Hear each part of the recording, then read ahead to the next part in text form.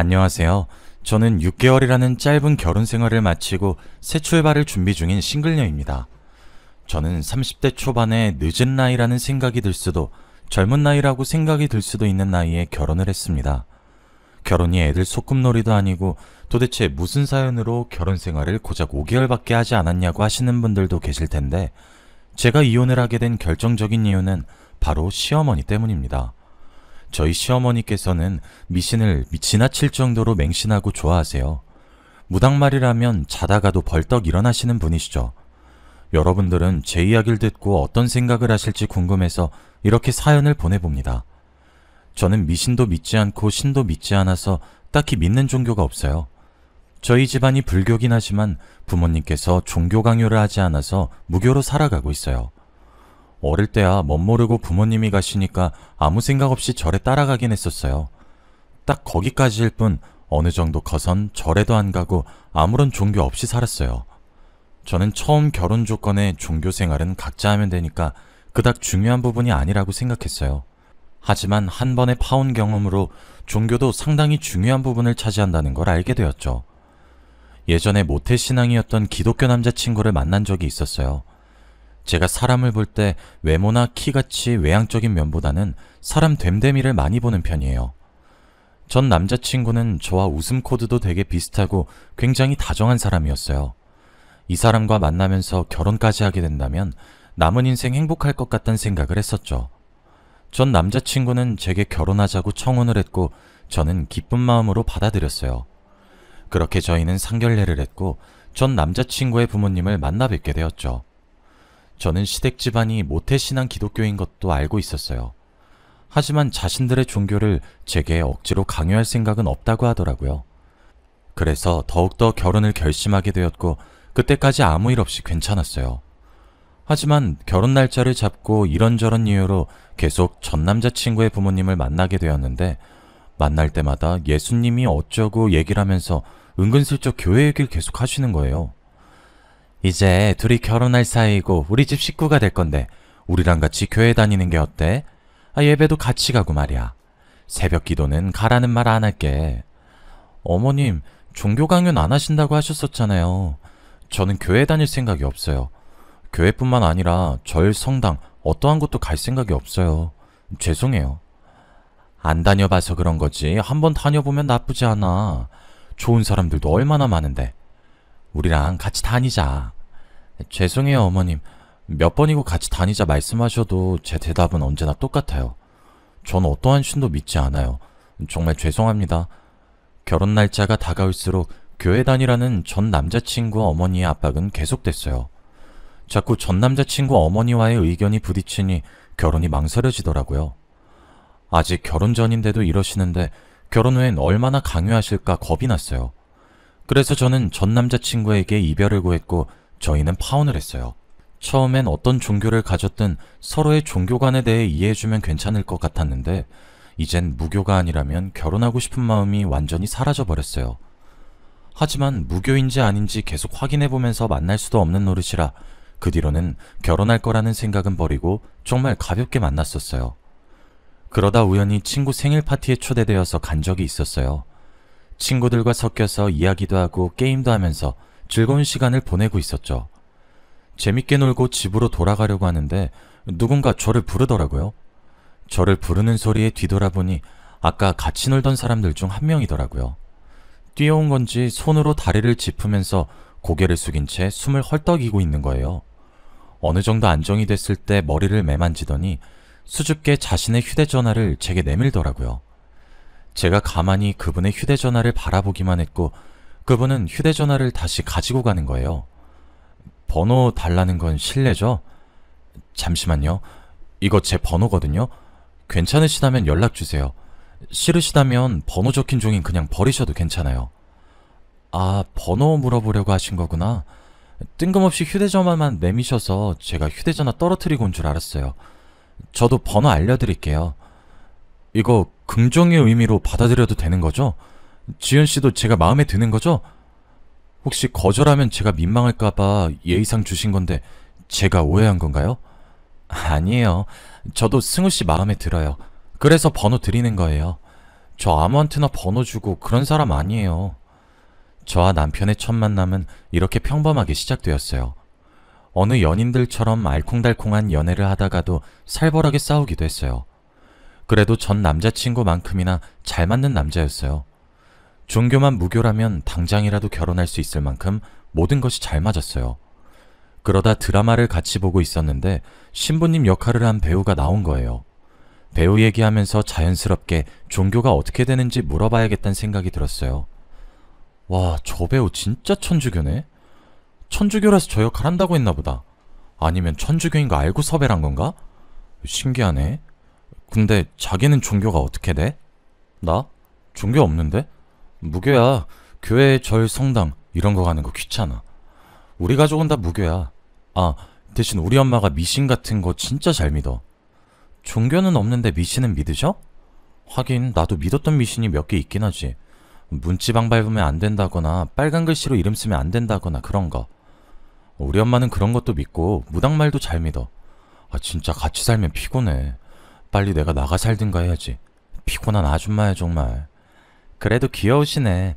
미신 우리 어렸을 때나 열심히 믿었던 것 같은데 어머님이 되게 순수하신 것 같아. 아직까지 믿는 거 보면. 남자친구는 제가 그토록 바라던 대로 무교 집안이었어요.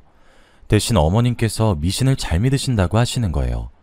저도 예전에 믿었던 미신들이 있었고 흔하게 누구나 하나쯤은 믿는 미신들이 있잖아요. 그래서 미신쯤이야 별거 아니라고 생각하고 신경을 안 썼어요. 저는 이 미신이 제 발목을 잡을 줄은 꿈에도 몰랐지만요. 남자친구가 무교란 이야기를 들은 후로 결혼이 더 하고 싶었어요. 전 남자친구보다 괜찮은 성격에 더군다나 무교라는데 안 할 이유가 없잖아요. 저는 남자친구와의 결혼을 결심했고 쇳불도 단김에 빼란 말이 있듯이 결혼을 결심한 순간부터 프로포즈 준비를 하기 시작했어요. 꼭 남자가 프로포즈 하라는 법은 없으니 제가 먼저 프로포즈를 했어요. 그런데 하필 남자친구도 그날 프로포즈를 준비하는 바람에 맛 프로포즈가 되어버렸어요. 서로 프로포즈 하겠다고 깊숙이 숨겨놓은 반지를 주섬주섬 꺼내는데 얼마나 웃겼는지 몰라요. 각자 앞에 놓여진 반지를 보며 한참 동안이나 배 잡고 웃었어요. 어쩜 타이밍이 이렇게 기가 막히냐고 천생연분이라고 했어요. 그렇게 저희는 각자가 준비해온 반지를 서로에게 끼워주었고 결혼을 약속했어요. 저희는 결혼을 허락받으려고 양가 부모님을 만나서 인사를 드렸어요. 처음 예비 시어머니를 만났을 땐 너무나도 평범한 분이셨어요. 미신을 많이 믿으신다고 들은 것과는 달리 집안도 되게 깔끔했어요. 이게 편견일 순 있지만 제가 사실 시댁에 들어가기 전에 부적이 방방곳곳 엄청 많이 붙여진 집안을 상상했었는데 고작 입구에 붙어진 거 하나밖에 없더라고요. 전 남자친구 어머니는 교회 다닐 것을 엄청 강요했던지라 어머님도 제게 미신을 강요할 줄 알았어요. 예상과 달리 평범한 얘기만 오갔고 갈 때쯤에야 부적 하나를 슬쩍 내밀더라고요. 이거 지갑에 넣고 다녀요. 애군을 막아주는 부적이래요. 그래도 없는 것보단 나을 것 같아서. 부담스러우면 굳이 안 해도 돼요. 아니에요, 주세요. 이거 하나 넣어 다닌다고 지갑이 터진 것도 아닌데요, 뭐. 감사합니다. 처음 만나는 절인데 이렇게 저까지 신경 써주셔서요. 아유, 우리 아들이 여자는 기똥차게 잘 골랐네. 나를 닮아 보는 눈이 있어. 우리 아들은 내가 이런 거 주면 싫어하거든. 애미가 다 지 위에서 해주는 건데도 말이야. 제가 부적을 받을 줄 몰랐는지 처음엔 당황해 하시더니 이내 밝게 웃으셨어요. 요즘 이런 거 받는 젊은이 없다면서 이런 거 줬다가 매번 욕만 먹었다고 하시더라고요. 자식이니 잘 되라고 남자친구한테도 부적을 준 적 있는데 절대 안 받는다고 제게 하소연을 하셨어요. 어머님은 싹싹하고 이쁘다면서 저를 되게 좋아하셨어요. 하지만 저는 그 부적을 받지 말았어야 했고 이날을 두고두고 후회했어요. 저희는 상견례도 잘 마치고 아무 탈 없이 결혼을 무사히 진행했어요. 신혼여행을 마치고 신혼집에 들어왔더니 현관문에 부적이 하나 붙여져 있더라고요. 어머님, 현관문에 부적 붙여져 있던데 그거 뭐예요? 저희 집에 부적 안 붙여놓으셔도 돼요. 저희는 부적 없어도 괜찮아요. 앞으로 잘 살라고 붙여놓은 거야. 그거 붙이고 사는 게 좋다고 유명한 점쟁이가 그러더라고. 계속 붙이고 있어. 그리고 너 부적 좋아하잖아. 저번에 내가 준 거 지갑에 넣고 다니고 그러더만. 어머님, 저 부적 안 좋아해요. 어른이 주신 건데 안 받는 건 예의가 아닌 것 같아서 받은 거죠. 다음부터는 저희 집에 이런 부적 붙이지 마세요. 아셨죠? 알았다. 그렇게 하마. 이왕 붙여놓은 거니까 현관문에 붙어있는 건 건들지 말거라. 진짜 유명한 점쟁이가 해준 거라 비싸게 주고 만든 부적이야. 그러니 절대 건들지 말거라. 시어머니께서는 현관문에 붙은 부적에 대해서 신나게 말씀하시다가 부적 싫어하니 앞으로는 붙이지 말라는 제 말에 급격하게 목소리가 가라앉았어요. 다음부터는 안 그러겠다고 하시면서 현관문에 붙은 건 절대 떼지 말라고 강조하시더라고요. 일단 강요하시니까 붙이고는 있는데 저는 잠깐 붙였다가 어느 정도 시간 지나면 떼야겠다고 생각했어요. 시어머니께서는 반찬을 가져다 주신다는 핑계로 신혼집에 자주 들락날락거리셨어요. 아직 다 안 먹었다고 안 오셔도 된다고 했는데도 굳이 오셨어요. 그냥 반찬만 주고 가시면 모르겠는데 계속 이 방 저 방 왔다 갔다 하시면서 기웃거리셨죠. 도대체 뭘 하시는지 모르겠지만 저희 집에 오면 혼자서 엄청 바쁘게 움직이시더라고요. 저는 시어머니가 나온 방에 들어가 봤자 변한 게 없어서 그냥 방 구경 하나 싶었어요. 솔직히 저희가 신혼초니까 인테리어가 계속 마음에 안 들면 자주 바꾸거나 물건을 추가하잖아요. 그래서 늘 새로운 마음으로 뭐가 바뀌었는지 보려고 그러시는 줄 알았어요. 정말 4개월까지는 아무것도 모르는 상태로 지냈었어요. 그러다 제가 청소를 한다고 침대 밑에 청소기를 돌렸는데 청소기 입구에 부적이 하나 딸려오는 거예요. 이게 왜 여기서 나오나 싶다가 설마 하는 마음에 납작 엎드려서 침대 밑을 봤어요. 바닥에 아무것도 없어서 제 지갑에서 떨어진 거라고 단정 지으려고 하는데 쎄한 느낌이 드는 거예요. 그래서 그대로 바닥에 엎드린 채로 살짝 시선을 위로 돌렸어요. 저희 침대 밑바닥에 부적이 빼곡하게 여러 장이 붙여져 있는 거예요. 저는 부적을 발견하는 순간 기겁을 하고 손으로 다 떼어냈어요. 안쪽까지 어떻게 붙였는지 모르겠지만 안쪽에도 붙여져 있길래 긴 막대기로 힘들게 뗐어요. 그리고 시어머니께서 갔던 방을 유심히 살펴봤죠. 그러다 제 시선이 옷장에 꽂혔고 곧장 옷장 앞으로 가서 부적이 있는지 살펴보았어요. 걸려있던 옷을 옆으로 미니까 벽면에 숨겨진 부적들이 나타나더라고요. 안 보이는 곳만 골라서 어찌나 잘 숨겨두셨는지 감탄이 나올 정도였어요. 저는 다른 방과 화장실에도 부적들을 찾아내서 다 떼어버렸어요. 남편도 부적을 보고는 이걸 언제 다 붙였냐며 놀라서 말을 잇지 못하더라고요. 저희가 4개월 동안 몰랐다는 것도 웃기고 이 많은 걸 시어머니 혼자 붙였다는 것도 웃겼어요. 그렇게 며칠 뒤 시어머니께서 평소와 똑같이 반찬을 들고 신혼집에 오셨더라고요. 제가 잠시 화장실 간 사이에 오셔서 그동안 방에 부적이 잘 있는지 확인하셨나봐요. 시어머니께서 저를 찾느라 소리를 지르는 게 안방에 있는 화장실까지 다 들리더라고요. 아가, 부적들이 다 없어졌다. 도대체 그 많은 부적이 어디로 갔다니? 어떻게 하나도 안 남기고 싹 사라질 수 있냔 말이야. 설마 너네가 다 떼어버린 건 아니지? 어머님, 그 부적들 저희가 다 갖다 버렸어요. 제가 저번에도 말씀드렸잖아요. 부적 안 좋아한다고 붙이지 마시라고요. 전에 안 붙이시기로 얘기 끝났잖아요. 아니, 그 많은 것을 다 갖다 버렸단 말이야? 그게 돈이 얼마짜린데 갖다 버리길. 내가 진짜 못 살아. 부적을 찾으시길래 다 버렸다고 하니 시어머니는 그걸 왜 버리냐고 화를 내셨어요. 얼굴이 붉어지고 목에 핏대까지 세우면서 화를 내시는 거예요. 처음 보는 시어머니의 화난 모습에 저는 고장난 것처럼 아무것도 할 수가 없었어요. 남편도 그런 시어머니께 제발 그만하라고 적당히 하라면서 같이 화를 내더라고요.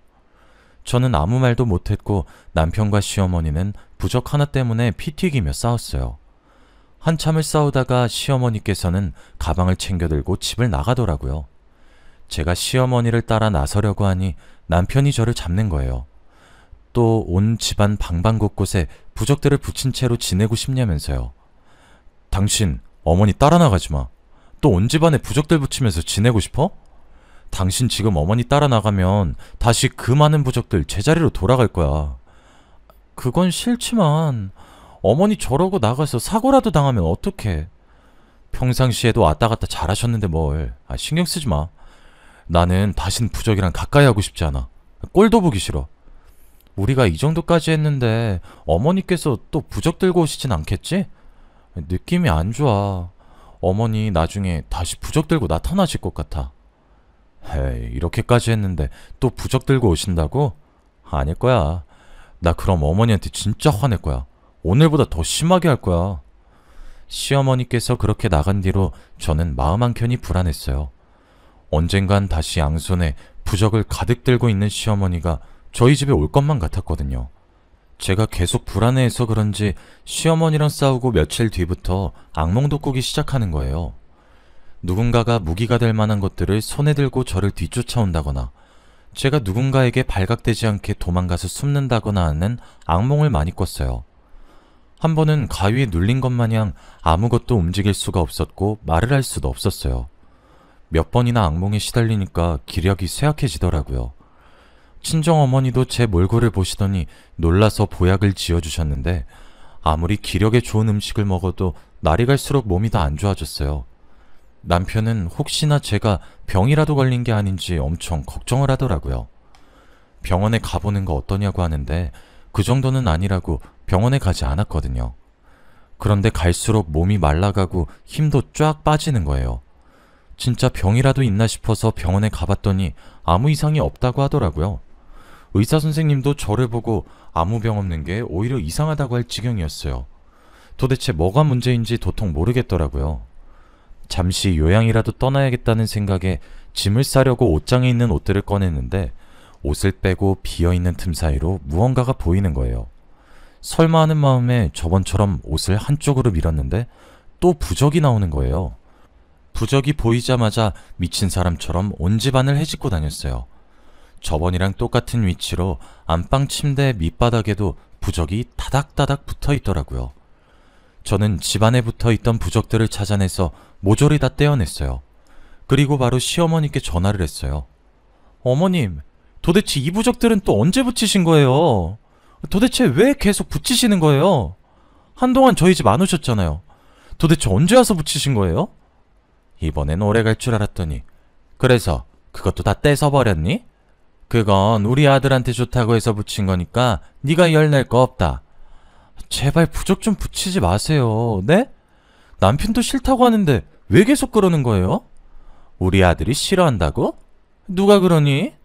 나 그 부적 아들한테 허락받고 정정당당하게 붙인 거야. 네 남편도 내가 그 부적 붙인 거 알고 있다고. 남편이요? 거짓말하지 마세요. 제가 속을 줄 아세요? 저번에 그이가 어머님한테 화낸 거 잊으셨어요? 그런 사람이 부적 붙이게 허락을 했다고요? 속는 셈 치고 하나 붙여줬더니 효과 좋은 것 같다고 더 붙여달라고 하던데 못 믿겠으면 네 남편한테 물어보든가. 그리고 너 요즘 몸 안 좋은 것 같다더라. 근데 지금 기력이 넘치네. 제 몸은 제가 알아서 할 거예요. 또 이상한 부적 쓸 생각이시면 접으세요. 내가 너한테 부적을 왜 쓰니? 돈 아깝게.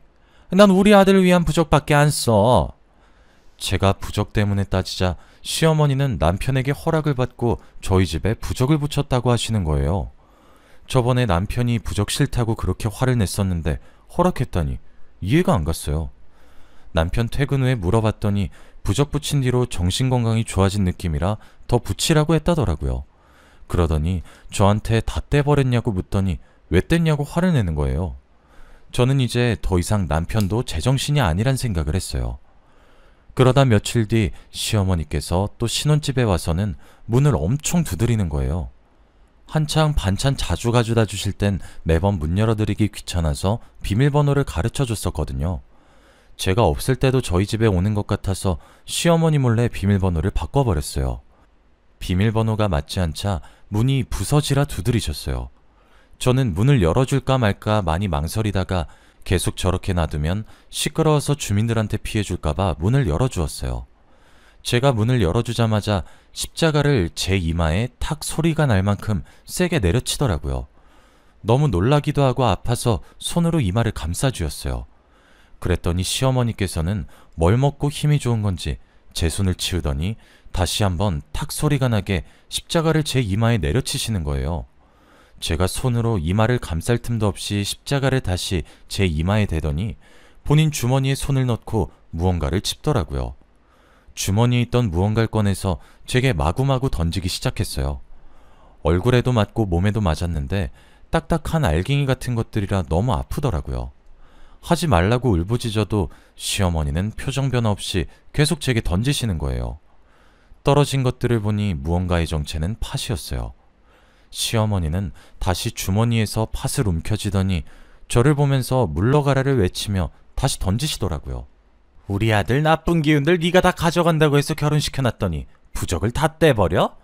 그 부적이 어떤 부적인데 다 떼버렸단 말이냐? 잡기나 씌인 게. 죽어! 죽어! 어머님, 그만하세요. 너무 아파요. 그러니까 제발 그만하세요. 네 꼴을 보아하니 역시 부적이 효과가 있었던 거야. 돈을 들인 보람이 있어. 우리 집안 망치는 이 흉물. 너는 우리 아들 액바지. 그 이상도 그 이하도 아니야. 시어머니는 무섭도록 싸늘한 표정을 하고 혼자서 무어라 중얼거렸어요. 그러더니 대뜸 죽으라고 소리치더니 다시 중얼중얼 거리더라고요. 자세히 들어보니 점쟁이가 남편이 저와 결혼하면 제가 나쁜 기운을 다 빨아들여서 남편의 기력이 좋아진다고 했나봐요. 그래서 저와의 결혼을 허락했다는 거예요. 부적을 붙이면 모든 악의 기운을 제가 다 빨아들여서 남편은 좋아지고 저는 시름시름 앓게 되는 것이었어요. 남편 기력 때문에 그렇게 부적을 붙이고 제가 부적을 뗐다고 하면 화를 냈던 거예요. 저는 계속 팥을 맞지 않으려고 얼굴을 요리조리 피했어요.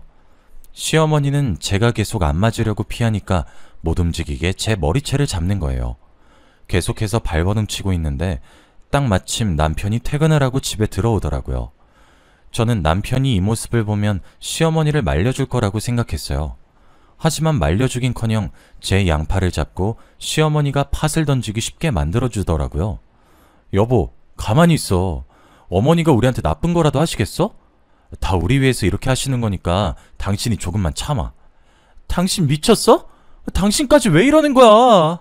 이것 좀 놔. 내가 왜 이런 수모를 당해야 하는데? 난 싫어. 싫다고. 그냥 얌전히 맞고 있으면 빨리 끝날 일인데 왜 질질 끌려고 그래? 딱 1분만 눈 감고 그냥 맞으면 안 돼? 그게 그렇게 어려워? 그럼 당신이나 맞아. 나 대신 당신이 맞으라고. 그러면 되겠네. 빨리 놔. 이거 놓으라고. 나 진짜 당신들 신고할 거야. 시어머니의 눈은 이미 미친 사람처럼 제정신이 아닌 듯해 보였고 남편도 미신 같은 건 절대 안 믿을 줄 알았는데 동참을 하고 있더라고요. 자기도 저처럼 미신 같은 거 안 믿는 사람이지 않았냐면서 그런데 이번에 부적 효과 제대로 봤다면서 저도 속는 셈 치고 가만히 있어 보라는 거예요. 저는 계속 발버둥 치다가 발꿈치로 남편의 발등을 있는 힘껏 세게 내려 찍었어요. 남편은 저를 잡고 있던 손을 놓고 자기의 발등을 감싸주었어요.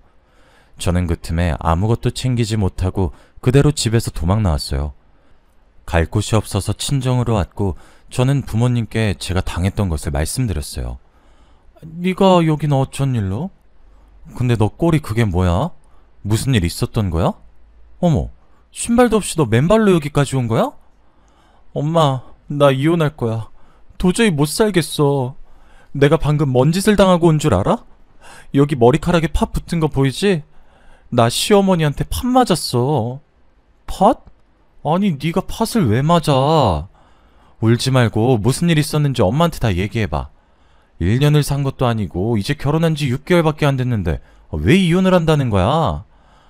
나보고 잡기라고 요망한 흉물이라고 그러고 나는 남편의 액바지 그 이상도 그 이하도 아니래. 남편 아끼운 내가 다 가져가라고 결혼 허락한 거였대. 진짜 어이없지. 아니 그게 다 무슨 말이야. 너를 김서방 액바지 하려고 며느리로 삼았단 말이야? 이게 말이니 방구니? 무슨 그런 어이없는 집안이 다 있어? 당장 이혼해. 안 되겠다. 친정어머니도 제 이야기를 듣는 내내 어이없어 하시더라고요. 어떻게 남의 집 귀한 자식을 자기 집 아들 액바지로 받들일 수 있냐고요. 어머니는 당장 이혼하라고 했고 아버지는 골프채를 들더니 신혼집에 찾아갈 기세시더라고요. 저는 괜히 일 크게 만들지 말자고 저런 집안에 시집 갔다는 것 자체가 수치스럽다고 조용히 이혼하고 싶다고 하면서 아버지를 말렸어요. 와중에 남편이 계속 저한테 전화를 하더라고요. 저는 끝까지 전화를 받지 않았고 이혼하자는 문자만 보냈어요. 남편은 이혼하자는 제 문자에 고작 이런 걸로 이혼을 해야겠냐고 뻔뻔하게 답을 보낸 거예요. 저는 이혼 서류 가지고 올 거 아니면 연락하지 말라고 하고 폰을 꺼버렸어요. 하루 지나고 폰을 켰는데 아무런 연락이 안 와 있더라고요. 그렇게 며칠간 친정에서 지냈고 정말 부적 때문에 몸이 안 좋아졌던 건지 친정에서 지내는 동안엔 다시 살도 조금씩 찌고 기력도 되찾아갔어요. 거의 예전 모습을 찾았을 때쯤 남편한테 연락이 왔더라고요. 이혼하자고 서류 들고 친정 근처 카페에 앉아 있으니 오라고 하면서요. 저는 가벼운 발걸음으로 카페에 향했어요. 창가 쪽에 남편이 앉아 있었는데 못 본 사이 얼굴이 퀭해져 있고 살도 빠진 것 같았어요. 제가 자신의 앞에 앉자 가방에서 서류 봉투를 하나 꺼내더라고요. 자기 인적사항은 다 작성했으니 제 거만 작성해서 제출하면 된다고요. 이거 합의 이혼서야. 내 인적사항은 다 작성해놨어. 당신 인적사항만 작성해서 제출하면 끝나. 근데 꼭 이혼을 해야겠어?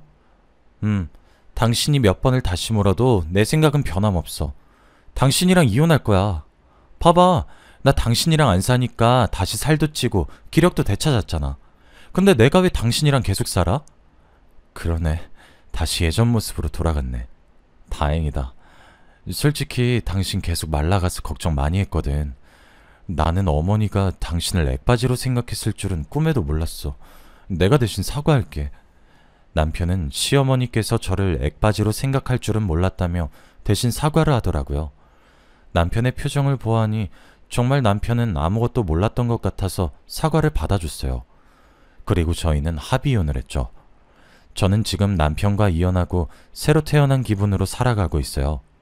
예전 모습으로 완전히 되찾았고 지금 만나고 있는 남자친구 덕분에 더 밝고 긍정적인 사람으로 변해 있어요. 지금 남자친구는 제게 있어서 귀인 같아요. 힘들어하던 저를 보듬어주고 위로가 되어주고 기쁨이 되어줬으니까요. 남자친구와 결혼을 할지 안 할지 모르겠지만 지금처럼만 재밌게 지냈으면 좋겠어요.